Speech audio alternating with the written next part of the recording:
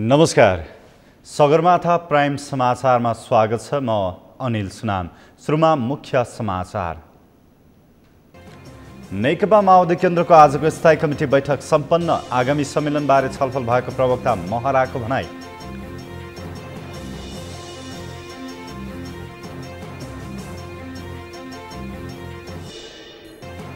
बाँकेका घरेलु हिंसा पीडितको आमरण अनसन आज 11औं दिन पनि जारी। ननकुन्नी धोबी र निर्मला कुर्मीको हत्यारालाई कारबाही गर्न माग।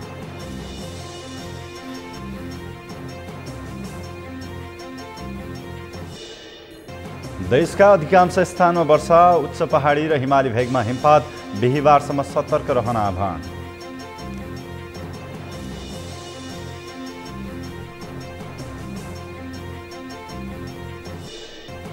क्रिस्चियन धर्म प्रचारक 17 अमेरिकी नागरिकको हाइटीमा अपहरण। फिरौतीका लागि अपहरण गरिएको हुन सक्ने आशंका।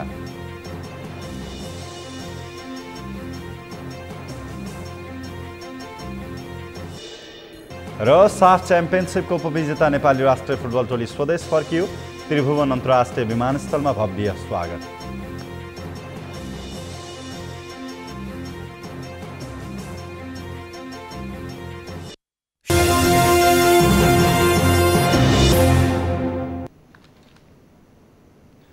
अब समाचार विस्तारमा।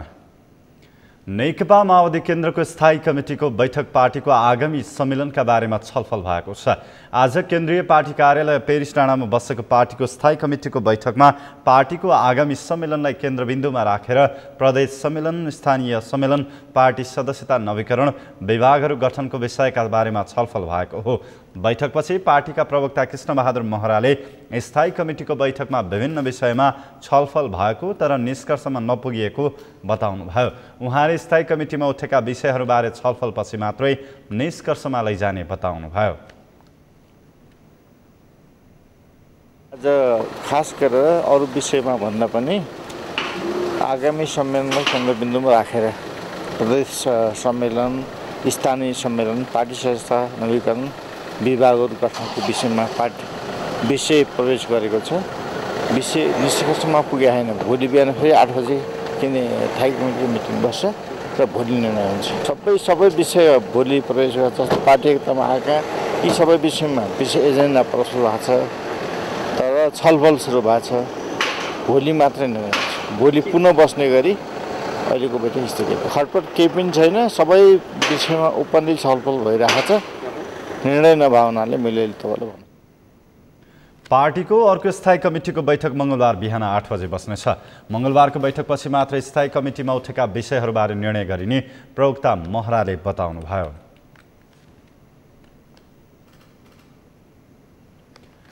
मन्त्री परिषदको बैठकले साफ खेलेर फर्किएका नेपाली फुटबल टोलीका खेलाडीहरूलाई प्रति व्यक्ति 5 लाख रुपैयाँ दिने निर्णय गरेको छ। आज सिंहदरबारमा बसेको मन्त्री परिषदको बैठकले साफको उपविजेता बनेर नेपाल फर्किएको नेपाली फुटबल टोलीका खेलाडीहरूलाई प्रति व्यक्ति 5 लाख रुपैयाँ दिने निर्णय गरेको हो। त्यस्तै बैठकले फुटबल टोलीका प्रशिक्षकहरूलाई प्रति व्यक्ति 3 लाख रुपैयाँ प्रोत्साहन रकम उपलब्ध गराउने भएको सञ्चार तथा सूचना प्रविधि मन्त्री तथा सरकारका प्रवक्ता ज्ञानेन्द्र बहादुर कार्कीले बताउनुभयो। मन्त्री परिषदको बैठकले प्रधानमन्त्री शेरबहादुर देउवाको नेतृत्वमा ग्लास्गोमा आयोजना हुने जलवायु परिवर्तन सम्बन्धी वर्ल्ड लिडर समिटमा सहभागी हुने प्रतिनिधि मण्डल गठन गर्ने निर्णय समेत गरेको छ। बैठकले आर्थिक कार्यविधि तथा वित्तीय उत्तरदायित्व पहिलो संशोधन नियमावली 2078लाई स्वीकृत गर्ने निर्णय गरेको प्रवक्ता कार्कीले बताउनुभयो। उहाँले मोहम्मद जयन्ती 1496 को अवसरमा कार्तिक 2 गते मुस्लिम समुदायलाई सार्वजनिक बिदा दिने निर्णय गरेको पनि बताउनुभयो। त्यस्तै मन्त्री परिषदको बैठकले आबुधाबी डायलगको 6औं मन्त्री स्तरीय परामर्श बैठकमा सहभागी हुन श्रम, रोजगार तथा सामाजिक सुरक्षा मन्त्रीलाई स्वीकृति दिने विभिन्न मन्त्रालयमा अस्थायी दरबन्दी सिर्जना गर्न स्वीकृति दिने निर्णय गरेको सरकारका प्रवक्ता कार्कीले पत्रकार सम्मेलन मार्फत जानकारी दिनुभयो।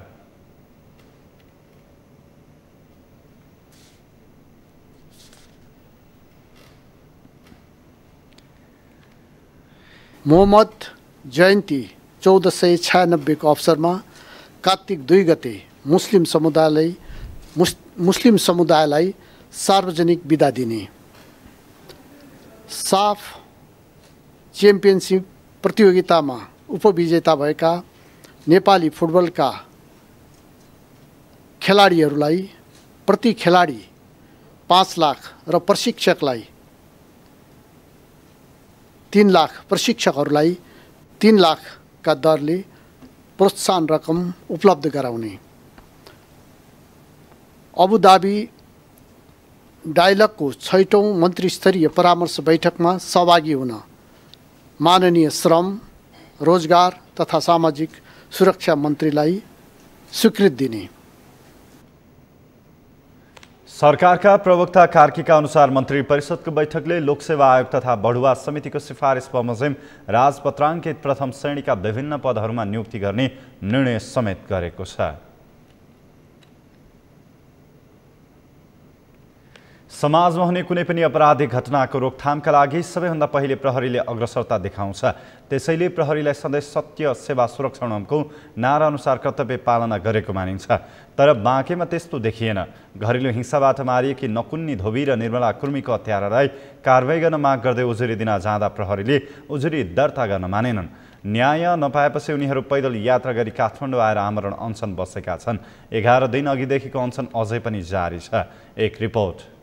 पीडितको न्यायका लागि भन्दै नेपालगञ्जदेखि 20 दिनको यात्रा गरेर काठमाडौँ आइपुगेका 15 जना पीडित परिवारका सदस्य तथा महिला अधिकार कर्मीहरूले काठमाडौँको माइतीघरमा धरना दिएका हुन्।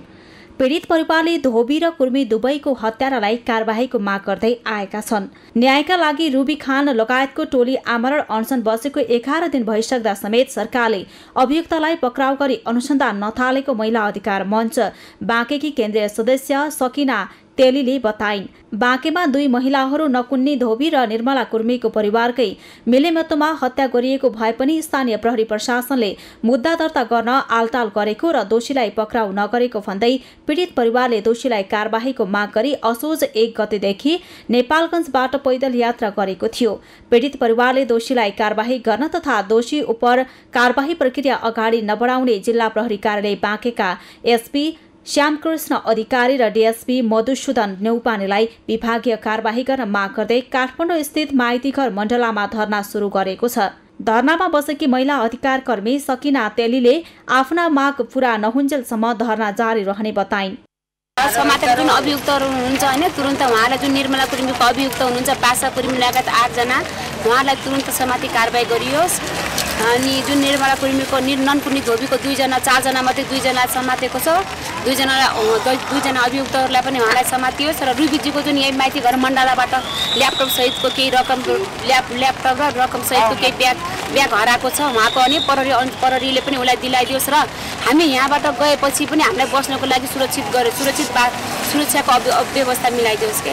हामी यहाँ हुँदै पनि आन्दोलनकारी हो। हामी यति जना छौँ हैन, उहाँको घरहरुमा गएर बासा कुर्मी जुन निर्मला कुर्मीको मेन अभियुक्त हुनुहुन्छ बासा कुर्मीले उहाँको घरमा नै तपाईको श्रीमतीलाई बोलाउनुस् नै त म हुँबाट समात्न पठाउँछु बुझैथे हुँबाट समात्न पठाउनुस् अनि भनेर मैले रुबी खानलाई त काठमाडौँदेखि नेपालगञ्जसम्म मैले तान्न पठाएँ। उहाँलाई झिकाउन पठाए, प्रहरी समात्न पठाएर यहाँ ल्याए। तपाईको श्रीमतीलाई बोलाउनुस् नै त म हुँबाट जेल र जुन बाँके जिल्लाको हाल त एसपी श्यामकृष्ण अधिकारी र डीएसपी मधुसूदन न्यौपाने हुनुहुन्छ जुन हामी महिला अधिकार कर्मीमाथि अभद्र व्यवहार गर्नु भएको छ हैन, उहाँलाई विभागीय कारबाही होस्। यहाँ 20 गते हम लोग आए के यहाँ पहुँचेगा और वो में से 1 गते नेपाल से हिनेगा है। यहाँ आए के 20 गते पहुँचेगा है। रास्ता में बहुत दुख उठाएगा, खाना पानी भी नहीं मिला है। जंगल में सोए के आएगा, बाटों में सोए के आएगा, पहाड़ में पानी बरसा लागे, बड़े बड़े पत्थर गिरत रहे, बहेगा जाएगा, लाठी बहेगा, चप्पल बहेगा, इतना मुसीबत उठा के आएगा। यहाँ पर 20 गते आए के यहाँ पर मातीघर मंडला में बैठागा है। यहाँ के पुलिस उनका लोगों का धक्का मार के गाड़ी में ले जाए के बंद कर दी। हमका लोगों का फिर 12 बजे रात में ले जाए के अनाथ आश्रम में छोड़िस और रूबी खान से कहती चलो दवा कराई थी, मौका निकला है, टूट गए है, चलो दवा करा दी तो उनका लेकर खून दीस। तो बाद में उनका 23 गते के नेपालगंज पहुँचाई दीस। नेपालगंज से फिर यहाँ सरगोज अदालत में लाया है, तब यहाँ से उनका रिहा हुआ है। सब हम लोग बहुत दुख उठावा गया है। बाँके प्रहरी प्रशासनले हत्या भएको व्यक्तिलाई आत्महत्या गरेको भन्ने झुटो रिपोर्ट बनाएको र मुद्दा दर्ता गर्न जाने पीडित तथा महिला अधिकार कर्मीलाई दुर्व्यवहार गरेको पीडितहरूले बताएका छन्। उनीहरूले स्थानीय प्रशासनले दोषीलाई कारबाही गर्न आलटाल गरेको तथा पीडितको कुरा नसुनेका कारण आफूहरू पैदल यात्रा गर्दै काठमाडौँसम्म आएर न्याय माग्नु परेको बताएका छन्। सरकारले अनुसन्धान समिति गठन गरेर अपराधीलाई कारबाही गर्ने आश्वासन दिए पनि अहिलेसम्म अभियुक्तहरूलाई समातेर अनुसन्धान गर्न ढिलाइ गरेको पीडित पक्षको गुनासो छ। पीडित परिवारले अभियुक्तलाई समातेर छानबिन नगरेसम्म धरना नछोड्ने बताएका छन्। न्यायका लागि रुबी खान आमरण अनसन बसेको 11 दिन भइसकेको भन्दै महिला अधिकार कर्मीहरूले उनको अवस्था चिन्ताजनक बन्दै गएको बताएका छन्। वैदिक सनातन हिन्दू धर्मावलम्बीले नवदुर्गा भवानीको प्रसाद स्वरूप मान्यजनबाट रातो टीका र समृद्धिको प्रतीक जमरा लगाउने क्रम आज पनि जारी छ। आश्विन शुक्ल दशमी अर्थात् विजयदशमीदेखि सुरु भएको यो क्रम आश्विन शुक्ल पूर्णिमा अर्थात् कोजाग्रत पूर्णिमाका दिन सबै अखिल बलिप्रति नभएसम्म जारी रहन्छ। यस वर्ष कार्तिक 2 गते मङ्गलबार कोजाग्रत पूर्णिमा परेको नेपाल पञ्चाङ्ग निर्णायक समितिले जनाएको छ। त्यस दिनसम्म देवीको प्रसाद लगाउनु शास्त्रसम्मत हुने समितिका अध्यक्ष प्राध्यापक श्रीकृष्ण अधिकारीले जानकारी दिनुभयो। कोजाग्रत पूर्णिमाका दिन रातभर जगराम बसी धनधान्यकी देवी महालक्ष्मीको पूजा आराधना गरेपछि 15 दिन लामो दुर्गा पक्ष अर्थात् नेपालीको महान पर्व बडा दशैँ समाप्त हुन्छ। बडा दशैँ मनाउन काठमाडौँ उपत्यका बाहिर गएका मानिस राजधानी प्रवेश गर्ने क्रम पनि बढ्न थालेको छ। यो सँगै सुनसान बनेको काठमाडौँ उपत्यकामा चहल पहल बढ्न थालेको छ। टाढा टाढा आफन्त एवं मान्यजन हुनेहरू अहिले पनि नवदुर्गाको प्रसाद ग्रहणका लागि गइरहेको देख्न सकिन्छ।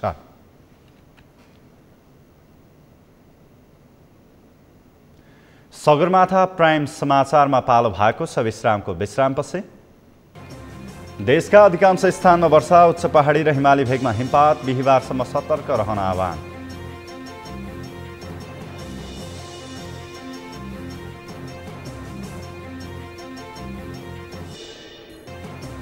क्रिस्चियन धर्मप्रचारक 17 अमेरिकी नागरिकको हाइटीमा अपहरण, फिरौतीका लागि अपहरण गरिएको हुन सक्ने आशंका।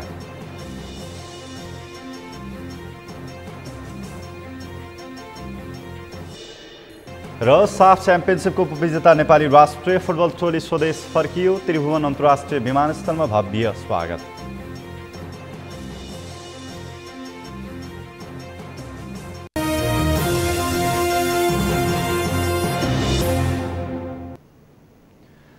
विश्रामपछि सगरमाथा प्राइम समाचारमा स्वागत छ। अब बाँकी समाचार। आइतबार साँझ आएको भीषण वर्षासहितको आँधीले बर्दियाको धान खेतीमा ठूलो क्षति पुगेको छ।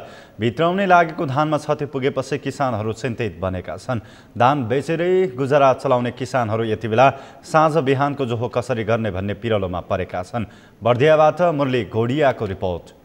बर्दियामा आइतबार साँझ आएको आँधी र पानीले किसानले भित्राउने लागेको धान डुबाएको छ। बर्खायामका बेला मान रोपेर मुरी उब्जाउने सपना बोकेका किसानले धान स्याहार्ने बेला यस्तो विपत्तिको सामना गर्नु परेको हो। अकस्मात रूपमा आएको आँधी सहितको पानीले गुलरिया नगरपालिका वडा नम्बर 11 लालपुर गाउँमा करिब 30,000 बिघा जमिनमा लगाएको धान बाली नोक्सान पारेको हो। किसानले खेतमा काटेर राखेको धान बाली घर लैजान नपाउँदै पानीका कारण खेतमै छ। खेती सब डूब हुआ है, सब जान गो धान का खावा जाए, का करा जाए, कैसे बाल बच्चे जियाओ जाए, कैसे कहाँ से लाओ जाए। कोई हमका सहयोग करा थे, कोई का करते है, जो करे वाला है वो सहयोग करे हमारे पास है, हम लोग बाल बच्चे जियावा जाए, कैसे का करा जाए। लालपुर गाउँका यी किसानहरू त केवल प्रतिनिधि पात्र मात्रै हुन्। बर्दियामा करिब 50,000 हेक्टर जमिनमा धान खेती गरिन्छ। अविरल वर्षाका कारण खेतमा धान कुहिने थालेपछि जिल्लाका किसान निराश बनेका छन्। परिवार धान्ने आधार कृषि नै भएपछि परिवार कसरी पाल्ने भन्ने उनीहरूको प्रमुख चिन्ताको विषय बनेको छ। कोरोना महामारीका बेला थुप्रै समस्या झेल्दै महँगो मूल्यमा मल बिउ खरिद गरेका किसान अहिले तयार भएको धान भित्राउन नपाई नोक्सान हुँदा ठूलो संकट आइपरेको उनीहरूको दुखेसो छ। कृषि पेसामा निर्भर बर्दियाका किसानलाई वर्षभरिको गुजारा कसरी चलाउने भन्ने चिन्ताले सताएको छ। साहुबाट ऋण लिएर धान बाली लगाएका उनीहरू कसरी ऋण तिर्ने तथा बाल बच्चालाई के खुवाउने भन्ने कुराले चिन्तित बनेका छन्। 2-3 पटक लाख ठीक, हम लोग पूरा ऐसे घर में बैठ के अपने बाल बच्चे जैसे भी पाले, अब कोरोना ला के ऋण लेके आए धान के बिया 700 रुपया किलो साहब।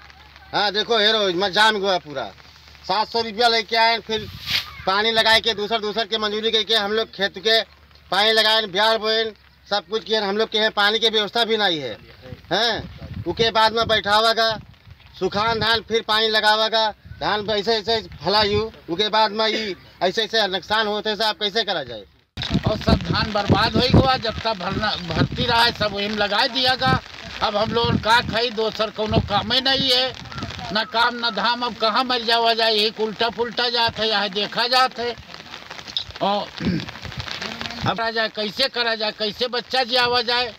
बच्चा भी भूखन मरत है, चिल्लात हैं, पानी बरसा बंद नहीं होते है। अब का करा जाए साहेब, कोई इतना सती काटा जाते है, वही खेते पाते के आए। अब तक काम रहे, अब जितना भरना रहा सब वही में लगा दिया गया। एक न पैसा रहेगा न रुपया रहेगा। अब का खावा जाए, काहे से कपड़ा पहरा जाए, कैसे लड़का जियावा जाए, कैसे करा जाए, कोई हिसाब दिखाते नहीं है साहेब। बर्दियाका अधिकांश नागरिकहरू कृषि पेसामै निर्भर छन्। आइतबारदेखि परेको अविरल वर्षाले काटेर राखेको धान खेतमै उम्रिन सुरु गरेको छ।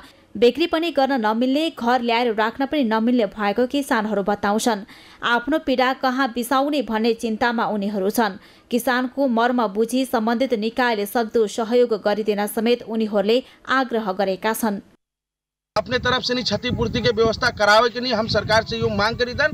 10,000 बीघा पक्का के नहीं पूरा ओरम पार जितना प्लाट है सब धान ऐसे पहुड़ गए। सब धानन में ट्यूना भर पानी भरा है। बेचारे लोगन हाथे से उठा तो का खई है, का अपने लड़का बच्चा खवावा, यहाँ हो साल भरे के गल्ला पसील। अतः सरकार से कहा चाहिए था। बर्दिया जिल्ला कृषिको अन्न भण्डारको रूपमा मानिन्छ। यहाँ उत्पादित धान करिब 60% बर्दियामै खपत हुने गरेको छ भने 40% अन्य जिल्लामा खपत हुने गरेको छ। बर्दियामा यो वर्ष 50,250 हेक्टरमा धान बाली लगाइएको थियो। हालसम्म 15,050 हेक्टर जग्गाको धान भित्राइसकिएको छ भने आइतबार आएको हावाहुरी सहितको भीषण वर्षाले 35,200 हेक्टरमा लगाइएको धान बालीमा नोक्सानी पुर्याएको छ। सगरमाथा टेलिभिजनका लागि बर्दियाबाट मुरली गोडियाको रिपोर्ट। आइतबारदेखि परेको अविरल वर्षाका कारण कैलाली र कञ्चनपुरमा काटेर भित्राउन ठिक्क पारेको धान बालीलाई ठूलो नोक्सानी पुर्याएको छ। निरन्तरको वर्षाका कारण किसानहरूले कम भिजेका धानलाई भिज्नबाट बचाउन लागि परेका छन्। अहिलेसम्म धान बालीमा कुनै रोग र अन्य कारणले समस्या नभए पनि अहिले भित्राउन ठिक्क पारेको धान पुरै पानीले भिजेपछि किसानलाई वर्षभरि कसरी खाद्यान्नको जोहो गर्ने भन्ने चिन्ताले सताएको छ। कैलालीमा मात्रै 70,000 हेक्टर क्षेत्रफलमा धान खेती हुँदै आएको छ। कैलालीबाट दिनेश विष्टको रिपोर्ट। कैलाली जिल्ला धान खेतीको लागि पकेट क्षेत्र भए पनि यसपटकको पानीले किसानले काटेर भित्राउन ठिक्क पारेको हजारौं हेक्टर क्षेत्रफलको धान बालीलाई नोक्सानी पुर्याएको छ। यसबाट किसान सबैभन्दा बढी चिन्तामा परेका छन्। आइतबार साँझ आएको हावाहुरी र त्यसपछिको निरन्तर वर्षाका कारण धान बालीमा नोक्सान पुगेको हो। वर्षाले अधिकांश किसानको धान बालीमा अत्याधिक क्षति भएको भन्दै किसानहरूले सरकारसँग राहतको माग गरेका छन्। यो वर्षाले गर्दा हाम्रो जुन 40, 45, 50% को जुन हारारीमा भित्राएको धान त्यसमा पनि अझ पुरै रूपले भित्राउन सकेका छैन, छुट्टैमा काटिएको छ। त्यसमा हिजोको दिनभरि घामले पनि किसानलाई एकदमै छल्लिएको छ। यो अकस्मात चाहिँ हुरी बतास साँझको हुरी बतासले गर्दा किसानलाई चाहिँ एकदमै भनौँ चिन्तितमा पुर्याएको छ। दुखित छौँ हामी किसान जम्मै। गाउँपालिका वडापालिकाले चाहिँ अब निश्चित किसानहरूको चाहिँ तथ्याङ्क दाता दिएर मूल्याङ्कन गरेर उहाँहरूलाई चाहिँ राहत दिएर हुन्छ कि केही सुविधा दिएर हुन्छ, उहाँहरूलाई कसरी सान्त्वना दिन सकिन्छ। वर्षै दिनको धान उहाँहरूको त अब बेच बिक्री गर्ने बेला पनि उहाँहरूको मूल्य नपाउने हुनाले अब उहाँहरूलाई कसरी चाहिँ हामी उद्धार गर्न सक्छौँ त्यो सबै चाहिँ हाम्रो स्थानीय सरकारदेखि प्रदेश सरकार, केन्द्र सरकारदेखि लिएर सम्बन्धित निकायले चाहिँ विचार विमर्श। धान भिजेका कारण कालो हुने र बिउका लागि उपयुक्त नहुने हुँदा व्यापारले सस्तो मूल्यमा धान खरिद गर्न सक्ने भएकाले सरकारले ध्यान दिनुपर्ने किसानहरूको माग छ। भिजेको धान राख्न पनि नमिल्ने र मूल्य पनि नपाइने समस्या आउने भन्दै किसानहरूले सरकारले ध्यान दिनुपर्ने बताएका छन्। वर्षभरि खानको लागि लगाएको धान पानीले भिजाएपछि किसानहरू अब के खाने भन्ने चिन्तामा छन्। न यो धान कुटेर नै खान लायक हुन्छ, न त मिलले नै उचित मूल्य दिन्छ। अब सस्तो भाउमा धान बेच्नुपर्ने किसानको बाध्यता बनेको छ। अब यो धान चाहिँ 12 कट्ठामा लगाएको हो। अब भनौँ अब यो दाना पनि भित्र छैन, भित्र यति हो जति छ त्यति नै हो। अरू त्यहाँ छ राखेको, अरू 30 कुन्टल जति हुन्छ, 20-25 कुन्टल राम्रै धान छ। अब यो पानीले भिजिसकेपछि के हुन्छ? अब यो घाम गरेन भने त उम्रिहाल्छ, घाम गऱ्यो भने त बचिहाल्छ। अब यो भिजेको धान अब राख्नु मिल्दैन, त्यही पनि अब बेच्नै पर्छ। अब सस्तो भाव पनि भयो जस्तो मारमा पार्यो। अब के भन्ने मौसम यस्तो आउँछ भने थाहै थिएन। कैलालीमा करिब 17,000 हेक्टर जमिनमा धान खेती हुँदै आएको भए पनि अहिलेसम्म किसानले आधा धान पनि भित्राउन पाएका छैनन्। बेमौसमी वर्षाका कारण भएको नोक्सानीले वर्ष 5 देखि 10% धान उत्पादनमा कमी आउने कृषि ज्ञान केन्द्र कैलालीको अनुमान छ। अघिल्लो वर्ष 2,80,000 मेट्रिक टन धान उत्पादन भएको भए पनि यो वर्ष समयमा पानी परेका कारण धान उत्पादन बढ्ने अनुमान गरिएको थियो। तर काटिसकेको धानमा परेको पानीले उत्पादनमा कमी आउने अवस्था उत्पन्न भएको छ।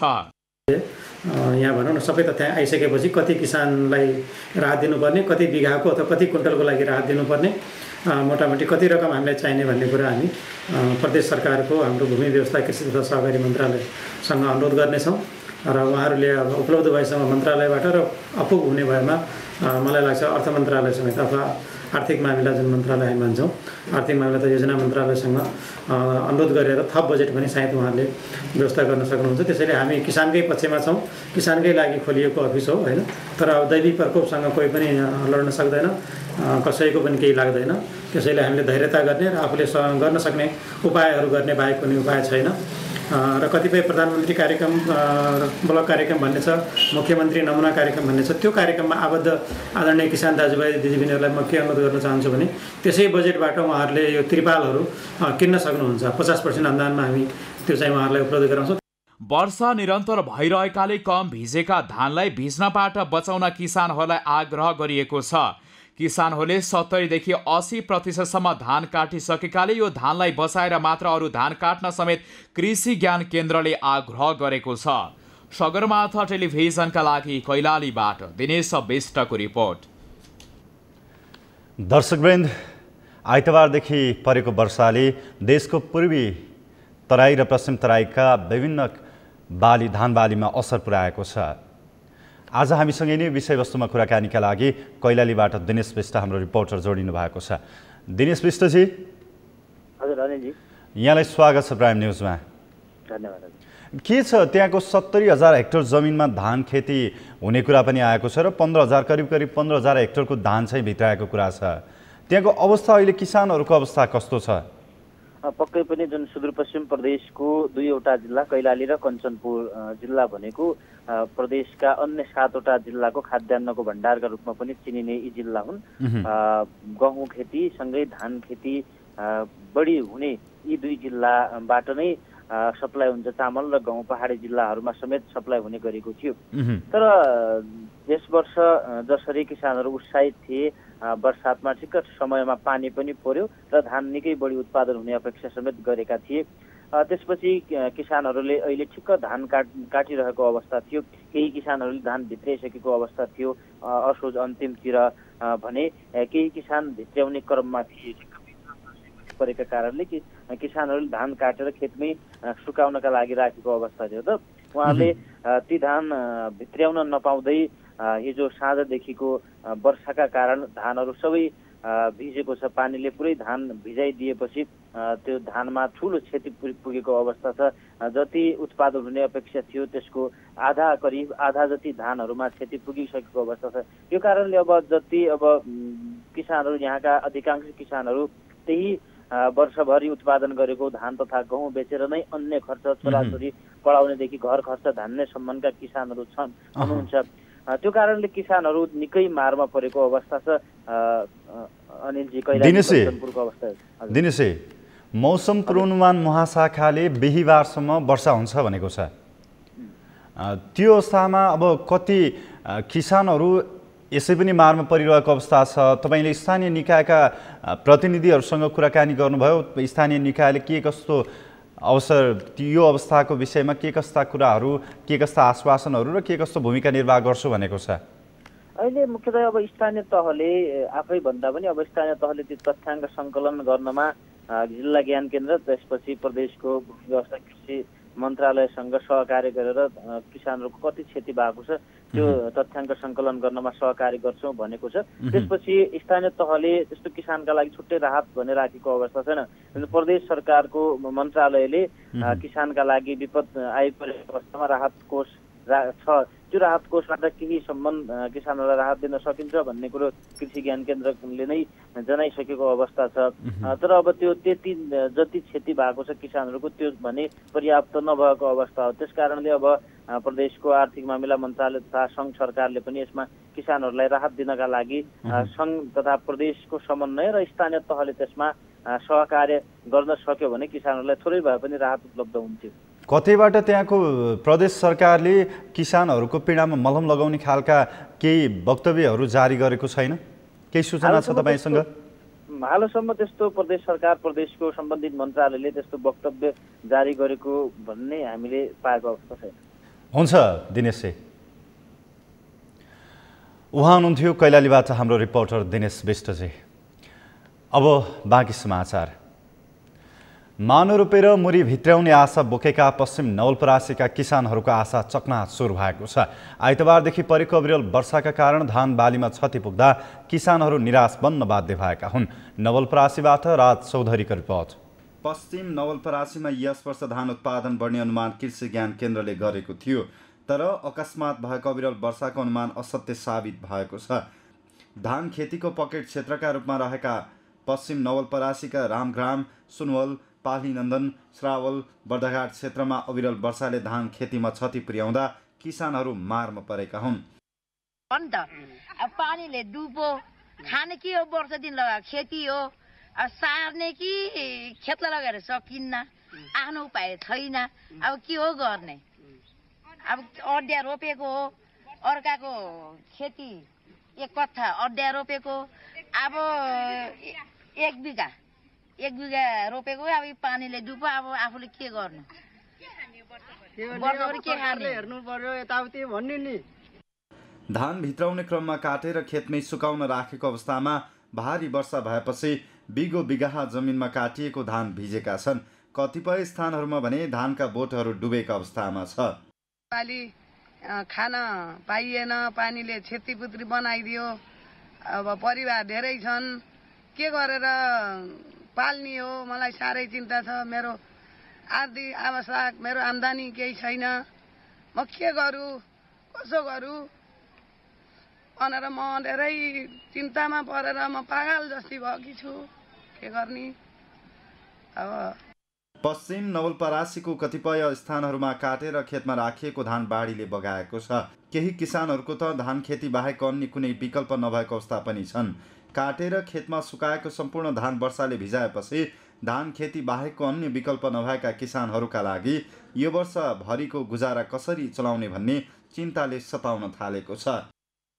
हामी किसानीहरूले अब हिउँ बर्खा गरेर मरु गरेर खेती लायो, खेती लायो, दुःख अरू होला खाम्ला भनेर खेती लाएपछि अब ठिक्कै खाने बेला आउँछ, त्यहाँबाट बाढी आएर सट्टै बगाएर पुछेर लान्छ। अब हामी त गरिबको गरिब, सरकारले यसो कुलो नालोहरू बनाइदिने, यसो सहयोग गर्ने भनेदेखि हुन त। अब खेती त सबैको हो नि, साझ हो नि। त्यसो हुँदाखेरि हामी गरिब त गरिब गरौँ, तलेको तलै अब खेती लाएर जान्छ, कसैले हेर्दैन सरकारले। भोट माग्नेवाला लो हजुर हजुर हजुर भन्छन्, हात जोड्छन्, त्यति अरू पछि हेर्छन्। अब डुबो बग्यो, मान्छे केही भयो त हेर्दैन। आएर यस्तो छ, अरू के गर्ने?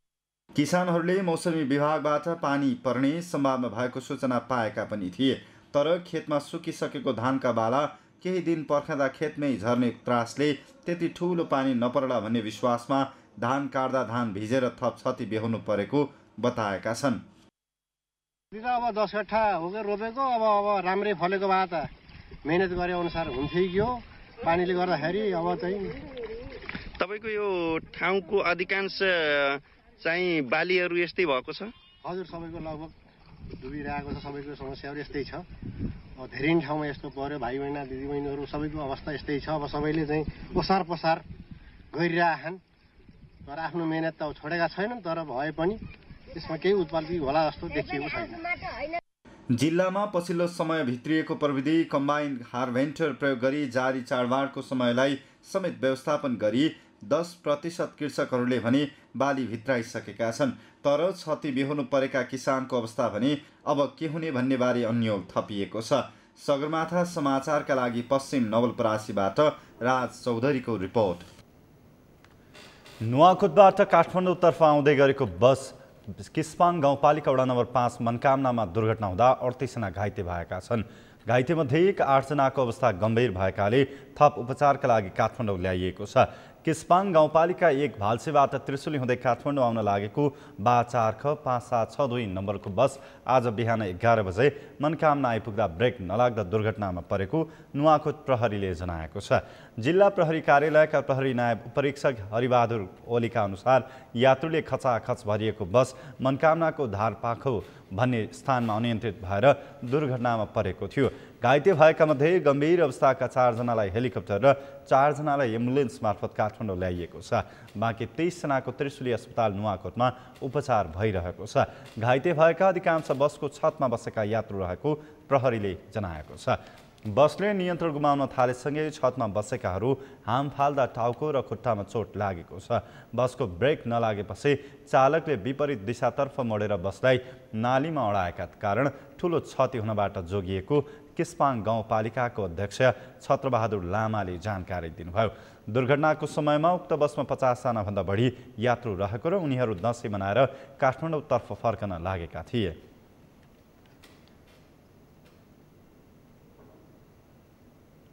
सगरमाथा प्राइम समाचारमा पालो भएको छ विश्रामको विश्रामपछि।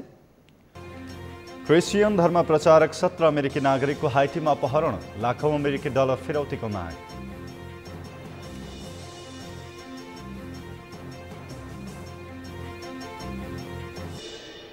र साफ च्याम्पियनसिपको उपविजेता नेपाली राष्ट्रिय फुटबल टोली स्वदेश फर्कियो। त्रिभुवन अन्तर्राष्ट्रिय विमानस्थलमा भव्य स्वागत।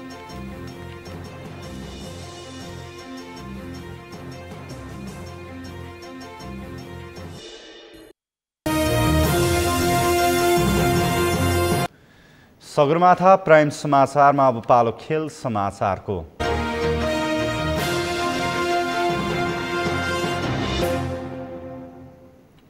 मालदिभ्समा सम्पन्न 13औं संस्करणको साफ च्याम्पियनसिप प्रतियोगितामा उपविजेता बनेको नेपालको राष्ट्रिय फुटबल टिम आज स्वदेश फर्किएको छ। पहिलो पटक फाइनल खेल्दै इतिहास बनाएको उपविजेता टोलीलाई विमानस्थलमा युवा तथा खेलकुद मन्त्री महेश्वर गहतराज र अखिल नेपाल फुटबल सङ्घका पदाधिकारीले स्वागत गरे। एक रिपोर्ट। मालदिभ्समा सम्पन्न 13औं साफ च्याम्पियनसिप फुटबल प्रतियोगिताको उपविजेता नेपाली राष्ट्रिय फुटबल टोली आज नेपाल फर्किएको हो। पहिलो पटक फाइनलमा स्थान बनाउँदै इतिहास बनाएको नेपाली टोलीलाई युवा तथा खेलकुद मन्त्री महेश्वर गहतराज र अखिल नेपाल फुटबल संघ एन्फाका पदाधिकारी लगायतले भव्य स्वागत गरेका छन्। विमानस्थलमा टोलीलाई स्वागत गर्न पुगेका युवा तथा खेलकुद मन्त्री जगतराजले फुटबल अगाडि बढाउनका लागि सरकारले जस्तो सुकै सहयोग गर्न पनि तयार रहेको बताए। लामो समय पछाडि तपाईहरुले साफ च्याम्पियनसिपमा असाध्यै राम्रो प्रदर्शन गर्नुभएको छ र नेपालमा एकचोटि फेरि तपाईले नेपालीमा आशा विश्वास र भरोसा जगाउनु भएको छ र मलाई लाग्छ नेपाल सरकारले पनि त्यो आशा र भरोसा तपाईहरुबाट गरेको छ र मलाई आगामी दिनमा जित्नको लागि, आगामी दिनमा थप प्रगति गर्नको लागि एउटा राम्रो बाटो तपाईहरुले यस पटक खोलेर आउनु भएको छ र त्यहाँ गरेको तपाईहरुको उत्कृष्ट प्रदर्शनको लागि र नेपाललाई जुन स्तरमा फेरि एकपटक चिनाउनु भएको छ यसको लागि म नेपाल सरकारको तर्फबाट, मन्त्रालयको तर्फबाट, मेरो आफ्नो तर्फबाट हार्दिक तपाईहरुप्रति धन्यवाद, आभार सहित बधाई दिन चाहन्छु। खेलकुद क्षेत्रको विकासको लागि साँच्चीकै तपाईहरुले आज जुन क्षमता प्रकट गर्नुभएको छ त्यो क्षमतालाई बरकरार राख्नको लागि मन्त्रालयको तर्फबाट, सरकारको तर्फबाट गरिने सम्पूर्ण पहल कदमीको लागि कुनै कसर बाँकी राखिने छैन र बाँकी विकासको लागि तपाईहरु स्वयंसँग छलफल गरेर के गर्दा उच्च मनोबलका साथ जित्ने इच्छाका साथ र गोर्खा स्पिरिट प्रदर्शन गरेर अगाडि जान सकिन्छ त्यसको लागि तपाईहरुसँग म बसेर छलफल गर्नेछु। तपाईहरुलाई पुनः आभार सहित सरकारको तर्फबाट र मन्त्रालयको तर्फबाट विशेष धन्यवाद व्यक्त गर्दै तपाईहरुको आगामी सफलताको कामना गर्दछु। यसअघि राजीनामा दिइसकेका प्रशिक्षक अब्दुहाल अल्मुताइरी भने नेपाल फर्किएनन्। उनी बाहेक फर्किएको टोलीलाई स्वागत गर्न पदाधिकारी बाहेक फुटबल समर्थकहरू समेत त्रिभुवन अन्तर्राष्ट्रिय विमानस्थल पुगेका थिए।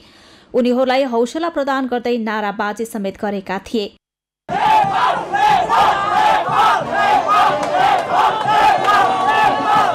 पाँच देशले सहभागिता जनाएको प्रतियोगिता राउन्ड रोबिक लिगको आधारमा सञ्चालन भएको थियो, जसमा नेपालले लिग चरणका 4 खेल मध्ये 2 खेलमा जित निकाल्दा 1 खेल भारतसँग पराजित भएको थियो भने 1 बंगलादेशसँग बराबरी खेल्दै फाइनलमा प्रवेश गरेर इतिहास बनाएको थियो। विमानस्थलमा ओर्लिएपछि नेपाली टोलीका कप्तान तथा गोलरक्षक किरण चेम्जोङले फाइनल खेलको दोस्रो हाफमा तालमेल अभाव हुँदा गोल खान पुगेसँगै लक्ष्य पूरा हुन नसकेको बताए। अहिले टोलीमा युवा जोश भएकाले आगामी दिनमा यो टोलीले नेपाली फुटबलमा अझै राम्रो नतिजा निकाल्नेमा आफू विश्वस्त रहेको कप्तान किरणले बताए। अहिले प्रपर स्ट्राइकरले नै मात्रै गोल हान्छ भन्ने छैन, किनकि फर्स्ट म्याचदेखि नै कहिले डिफ्रेन्ट प्लेयरले गोल स्कोर गरिरहेको र फरवर्डले नै स्कोर गर्नुपर्छ विक हो भन्ने त्यो चाहिँ म लिदिनँ। जसले पनि गोल गर्न सक्ने हाम्रो टिममा अहिले पोसिबिलिटीहरू देखाएको छ। सबै प्लेयरहरूले इन्डिभिजुअल प्लेयरहरूले त्यो एउटा क्वालिटी देखाइसकेको छ। शनिबार मालेमा भएको फाइनल प्रतिस्पर्धामा नेपाल भारतसँग 3-0 गोल अन्तरले पराजित हुँदा उपविजेतामा चित्त बुझाइएको थियो। लिग चरणमा नेपालले आयोजक मालदिव्स र श्रीलङ्कालाई हराएको थियो। प्राइम समाचारको अन्त्यमा मुख्य समाचार फेरि पटक। नेकपा माओवादी केन्द्रको आजको स्थायी कमिटी बैठक सम्पन्न। आगामी सम्मेलनबारे छलफल भएको प्रवक्ता महराको भनाई।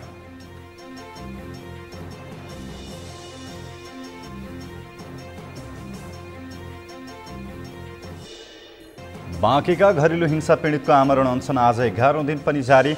नन्नुकुन्नी धोबी र निर्मला कुर्मीको हत्यारालाई कारवाही गर्न माग।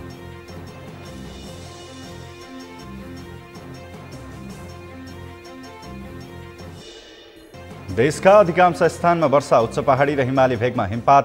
बिहिबारसम्म सतर्क रहन आह्वान।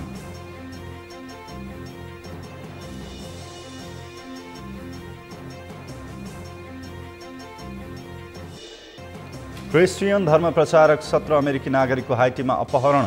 हिरौतीका लागि अपहरण गरिएको हुन सक्ने आशंका।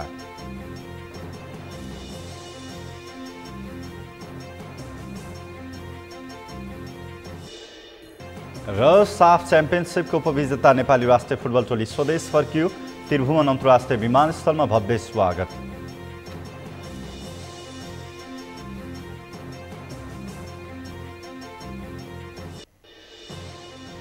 हवस् त सगरमाथा प्राइम समाचार अहिलेलाई सकियो। तपाईँ समाचार बुलेटिनका साथै सगरमाथा टेलिभिजनका सम्पूर्ण कार्यक्रम www.sagarmatha.tv मा पनि पढ्न र हेर्न सक्नुहुनेछ। साथै युट्युबमा youtube.com/sagarmatha.tv नेपालमा हेर्न सक्नुहुनेछ।